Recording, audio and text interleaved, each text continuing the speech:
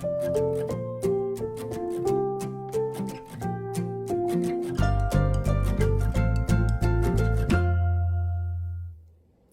everybody, it's Emily, the Crazy Worm Lady. I'm here today with the coffee only bin. This is the blue worm bin for an update. And this is why I love the covering using some bubble wrap. It kind of really holds in that moisture.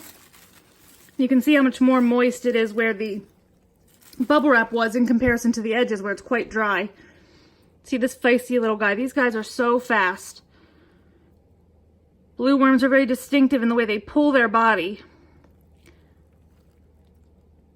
And they're just ultra fast. So these were some of our neglected worms that we left for 103 days before finally moving them to a new home and feeding them again. And they did lose some of their size, but all in all, they seem to be doing quite well. And it's been a few weeks since my last update on this bin. But it seems like the worms are still kind of spread throughout. I still feel a little bit of coffee here and there. You can feel it, it's simply grittier and a little bit darker in color. Like that's still coffee grounds, that's not worm castings. And honestly, the best way you can tell is just by rubbing it through your fingers. And the coffee is quite gritty in comparison to some of these castings, which are a little bit lighter brown in color, and they're very soft to the touch. See some pot worms in here. Again, they're completely fine. They can be a sign of a slightly acidic bin, but they're not harmful to the worms. They all kind of work together. And I can see some molded grounds, it looks like down here. Kind of gotten petrified and see that blue mold on them. But they'll rehydrate when we get these guys fed today. And there are a lot of worms in the vicinity, even though that hunk of grounds was dried out. There's a cocoon right in the front there for us, which we were interested to keep an eye on reproduction, because the whole reason we decided to try the coffee only bin is many people say that coffee could discourage reproduction. And so we kind of wanted to see how a blue worm bin would thrive or struggle, depending, in a bin that was solely fed on coffee. I do think this bin could use a little bit of moisture. The bottom is like borderline muddy, but the top is borderline dry. Maybe once I turn it top to bottom, I won't need to. I'm gonna have to just reassess as we go. But there's still a good deal of bedding that they haven't worked through, which is completely fine. They'll get to it. We're not in any rush to end this experiment. I kind of look forward to running it for a little while to really see over time if there's much of a difference in how this system runs compared to a system that I run with just regular food scraps. But the castings that are in here look really nice. They are flaky. Like I said, some areas borderline dry, some areas borderline wet, but usually that type of stuff does equalize with time. And it's really not too hard to adjust moisture. You just don't want to overcompensate too much one way or another. Kind of want to take your time with it. It's a good sized blue worm there. Really stretched out across my hand. But I am seeing a handful of cocoons, which is a great sign. Look at him.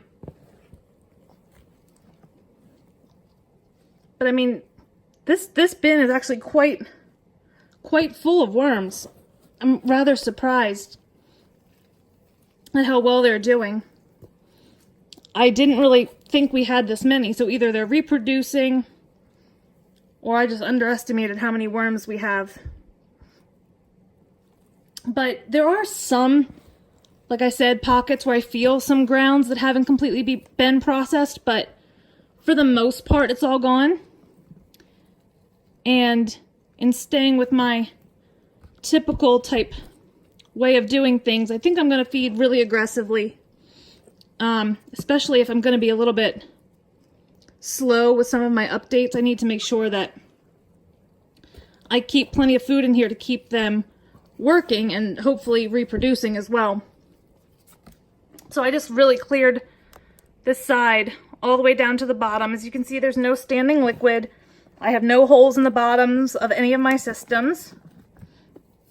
It's honestly, in my opinion, not necessary if you're running your bin well. If you're running your bin and you have standing liquid in the bottom, you really need to work on adjusting your bedding so that you have more bedding for your worms to live in. And bedding helps absorb that extra moisture. You know, in an outdoor compost heap, your ratios are a little bit different, but I think you should usually have at least as much, if not more, bedding than food in order to have a really healthy system. So it's my personal opinion, but sometimes I do significantly more. Sometimes I'll skip a week or two of bedding, but in general, I think it's kind of a 50-50, you know, by volume, not by weight, but by volume. And I usually use dry bedding, especially in these tote systems, to make sure that it absorbs and it doesn't get too wet. So I've got some really nasty coffee grounds, an entire container full, and you can see they are really moldy, really moldy.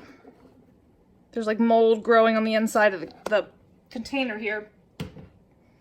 So I'm not going to try to breathe that mold in because I definitely saw some spores flying off of it. Yeah, I still do. So I'm going to cover that up a little bit. I don't want to be breathing in those mold spores. And I'm just going to use my pump sprayer to spray down this entire side of the bin because these grounds have been sitting out for a while and they are rather dry.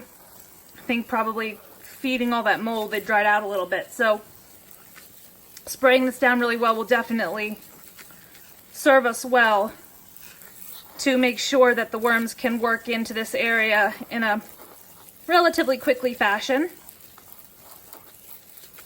So I'm pretty sure there's no standing liquid even with that, yeah, with that good spray down. It's still completely dry down there. Could probably use even more water, but I just want to be careful because there's so much mold. So probably off camera I will spray it down just a little bit more to make sure it doesn't dry out, and then they won't work into it. So we want to make sure they keep working into it. But I think that's going to be it for today, guys. I just wanted to bring you this update on the coffee only bin. I still think everything's going pretty well. Like I said, we're going to run this for a while. There's no reason to rush it, as kind of summer's going to be winding down in a month or so, really. I usually take my times with my systems over the winter because I don't even have a place to store the amount of castings that I get. So I'll just let this go for a while. So let me know what you think, guys. Drop those comments below. Like this video. Subscribe if you'd like some more content from me. Hit that bell for notifications.